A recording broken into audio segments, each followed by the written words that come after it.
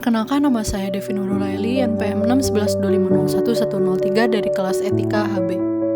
Pada kesempatan kali ini, saya akan menjelaskan mengenai analisis etika lingkungan pada praktik PLTU batubara di Indonesia. Kasus yang akan saya angkat adalah mengenai dampak operasional PLTU batubara terhadap lingkungan dan masyarakat di Indonesia, khususnya di beberapa wilayah seperti di Sumatera. Berdasarkan laporan dari organisasi lingkungan, PLTU batubara menjadi salah satu sumber energi utama di Indonesia. Namun, dalam praktiknya menimbulkan berbagai permasalahan lingkungan. Salah satu dampak utama adalah pencemaran udara akibat emisi dari pembakaran batubara. PLTU menghasilkan polutan berbahaya seperti partikel halus, sulfur dioksida, dan nitrogen oksida yang dapat membahayakan kesehatan manusia. Selain itu, limbah hasil pembakaran batubara seperti fly ash dan bottom ash juga berpotensi mencemari tanah dan air apabila tidak dikelola dengan baik. Dampak ini tidak hanya dirasakan oleh lingkungan, tetapi juga masyarakat sekitar. Banyak warga yang tinggal di sekitar PLTU mengalami gangguan kesehatan seperti batuk kronis, sesak napas, dan penyakit pernapasan lainnya akibat paparan debu batubara. Tidak hanya itu, aktivitas PLTU juga berdampak pada ekosistem, seperti pencemaran air yang menyebabkan kematian ikan serta menurunnya hasil tangkapan nelayan. Di sisi lain, Indonesia saat ini sedang mendorong transisi menuju energi bersih, namun kenyataannya penggunaan batubara masih sangat dominan dalam penyediaan listrik.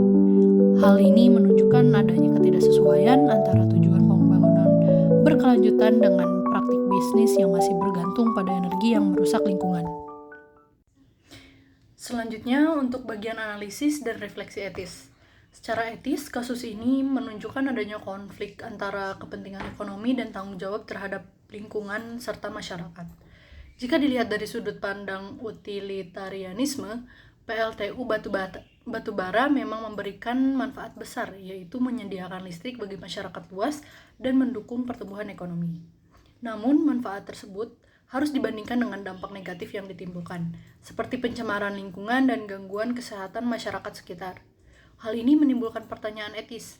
Apakah manfaat bagi banyak orang dapat dibenarkan jika harus mengorbankan sebagian masyarakat lainnya?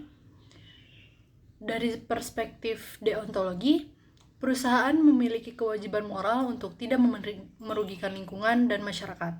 Namun dalam kasus ini, masih terdapat praktik yang menunjukkan pengabaian terhadap kewajiban tersebut, seperti pencemaran udara dan pengelolaan limbah yang tidak optimal. Artinya, perusahaan tidak sepenuhnya menjalankan tanggung jawab moralnya. Selain itu, dalam konsep sustainability atau keberlanjutan, bisnis seharusnya memperhatikan 3 aspek utama, yaitu profit, people, dan planet. Namun dalam praktik PLTU batubara, terlihat bahwa fokus lebih diberikan pada keuntungan ekonomi dan kebutuhan energi, sementara aspek lingkungan dan kesejahteraan masyarakat kurang diperhatikan. Hal ini menunjukkan bahwa praktik tersebut belum memenuhi prinsip pembangunan keberlanjutan. Seperti lebih lanjutnya, meskipun pemerintah dan pelaku bisnis mulai berbicara tentang transisi energi bersih, kenyataan penggunaan batubara masih mendominasi. Hal ini dapat menunjukkan adanya inkonsistensi antara komitmen terhadap lingkungan dengan praktik yang dilakukan di lapangan. Menurut saya, kasus ini menunjukkan bahwa pembangunan ekonomi tidak boleh mengorbankan lingkungan dan kesehatan manusia. Bisnis seharusnya tidak berorientasi pada keuntungan jangka pendek, tetapi juga mempertimbangkan dalam jangka panjang terhadap lingkungan dan masyarakat. Selain itu, pemerintah perlu lebih tegas dalam mengawasi dan menegakkan regulasi lingkungan agar perusahaan bertanggung jawab atas dampak yang ditimbulkan. Sebagai masyarakat, kita perlu lebih sadar akan pentingnya penggunaan energi yang lebih ramah lingkungan. Sebagai kesimpulan, praktik PLTU batubara di Indonesia menunjukkan bahwa masih terdapat bisnis yang mengabaikan etika lingkungan hidup. Dampak yang ditimbulkan itu tidak hanya merusak lingkungan, tetapi juga membahayakan kesehatan masyarakat. Oleh karena itu, diperlukan komitmen bersama antara pemerintah, perusahaan, dan masyarakat untuk mewujudkan sistem energi yang lebih berkelanjutan dan beretika. Sekian dari saya, terima kasih.